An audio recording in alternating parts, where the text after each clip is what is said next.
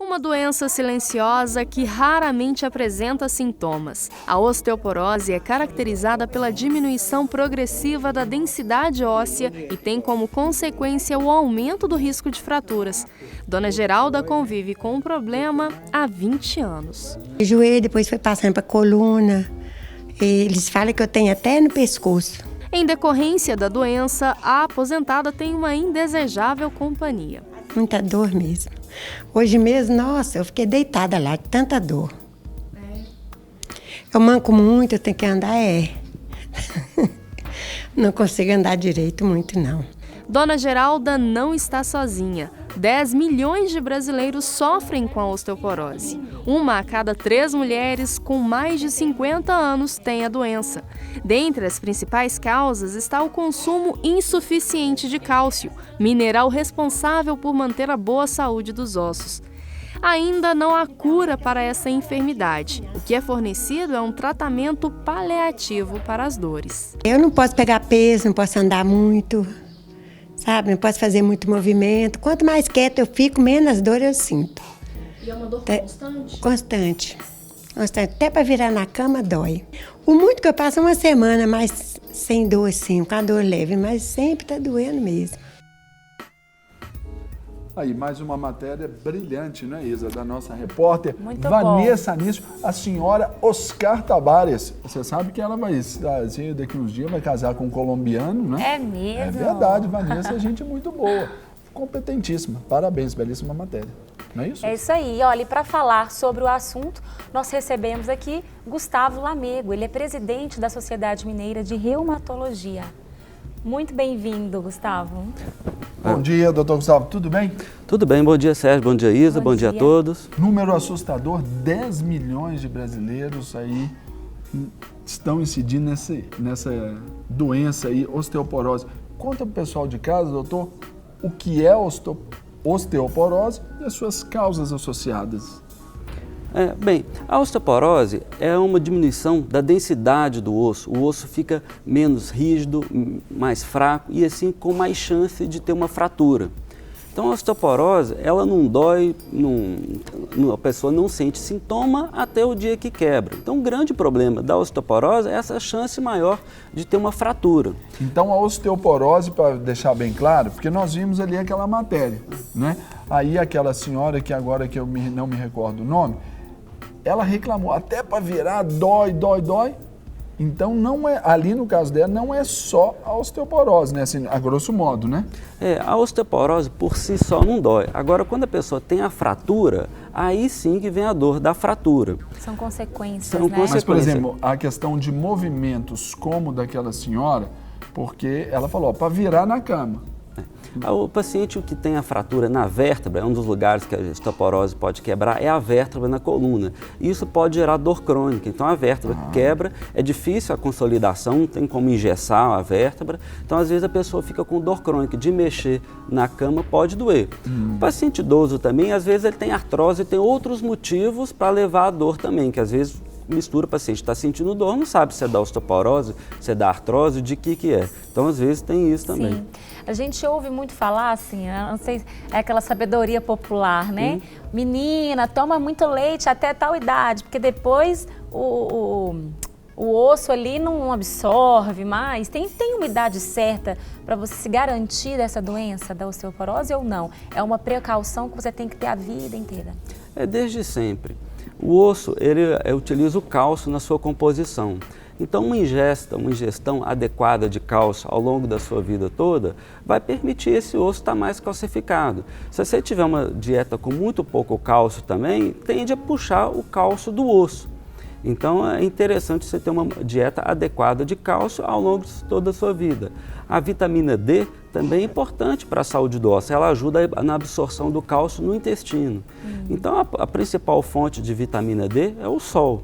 Então, quando a gente fala para o menino, vai brincar no sol e tudo mais, tem desenvolvimento motor, tem várias coisas, mas tem também a síntese da vitamina D. E tem a cidade também, o horário certo também para estar no sol, né? Porque não é em qualquer horário que o sol é saudável, né?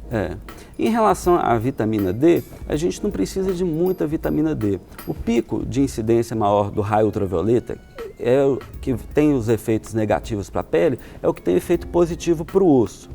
O sol em excesso está associado a câncer de pele e envelhecimento precoce da pele. Agora, o sol que você precisa para a osteoporose é pequeno. Então, quem tem uma pele muito clarinha, 5 minutos, 3 vezes por semana. Quem é moreno, aí uns 15 minutos. Quem tem mais moreno, talvez até uns 25, 30 minutos, 3 vezes por semana. Então, o que a gente recomenda muitas vezes, para não ter exposição negativa do sol, excessiva, você passar protetor solar no rosto e deixar o braço, usar uma bermuda na hora de fazer uma caminhada, e você tem o aporte de vitamina D que você precisa. Cortar o Serginho rapidinho aqui, claro, né? Mas existe uma fase... Aniversariante do dia tem todo direito. Existe uma fase onde essa absorção é maior? Por exemplo, é importante que na infância se tome mais leite ou ingerir alimentos que têm cálcio do que nas outras fases da vida? Todas as fases são importantes. E todas absorvem? A gente forma o osso até os 30 anos, por volta dos 30 anos é quando a gente tem o pico da massa óssea, que o osso é mais resistente. A partir dos 30 anos, todos nós vamos perdendo devagarinho essa massa, essa densidade óssea. Então, a criança que não tenha não tomou o sol direito ou teve ingesta deficiente de cálcio, forma um pico maior. Então, depois ela vai cair mais rápido também. Sim. Então, e durante a vida, se você tem uma ingesta pobre de cálcio, ou aporte de vitamina D, você pode ter essa perda mais rápida. Então, durante toda a vida. Sim. Chegou uma pergunta aqui para nós, da Elaine do Castelo. Não foi via WhatsApp, olha que coisa boa. Ela olha ligou. Só. Agora... E ela perguntou, Serginho, quem tem intolerância à lactose? Quais outras fontes de cálcio? É uma boa pergunta. A principal fonte de cálcio realmente são os leites derivados.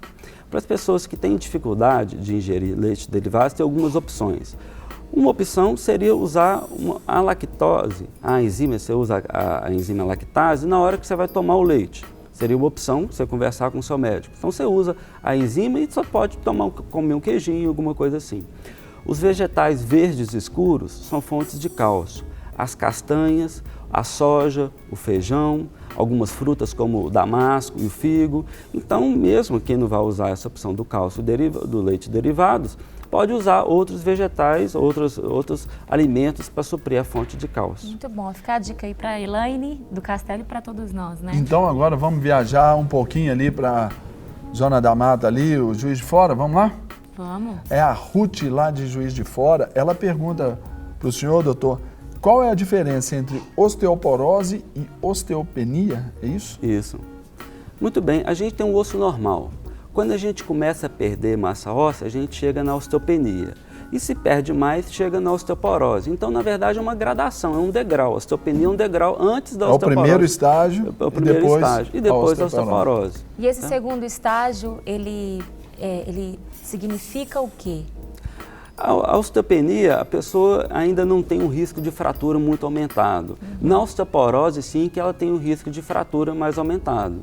Então, a osteoporose, sim, que é a maior preocupação. A osteopenia, a gente deve ter apenas um sinal de alerta. Como é que a pessoa descobre que está com osteoporose, já que ela não tem nenhum sintoma, assim, de dor? Ótima pergunta também. A gente, igual nós comentamos, a gente tem um pico de massa óssea por volta dos 30 e a partir daí nós vamos perdendo a massa óssea ao longo dos anos seguintes. As mulheres, na pós-menopausa, elas têm uma aceleração dessa perda de massa óssea. Durante os 5, 6 anos após a menopausa, a mulher perde bastante massa óssea. E depois ela volta a perder na taxa habitual. Então, as mulheres, a gente fica um pouco mais preocupados com ela. Mas o exame que a gente faz para detectar chama densitometria mineral óssea. A densitometria, ela deve ser feita, a recomendação é para as mulheres após os 65 anos, homens após os 70, então homens realmente um pouco mais tardio, né, que eles têm essa proteção, ou antes, se você tiver algum fator de risco maior, como pessoas que usou alguns medicamentos que podem predispor a osteoporose, a pessoa tem algumas doenças que podem predispor a osteoporose, tem uma genética que predispõe a osteoporose, então nessas pessoas de chamado alto risco, a gente pode fazer densitometria antes dessas idades. Agora, o senhor falou aí sobre a questão da mulher, especialmente.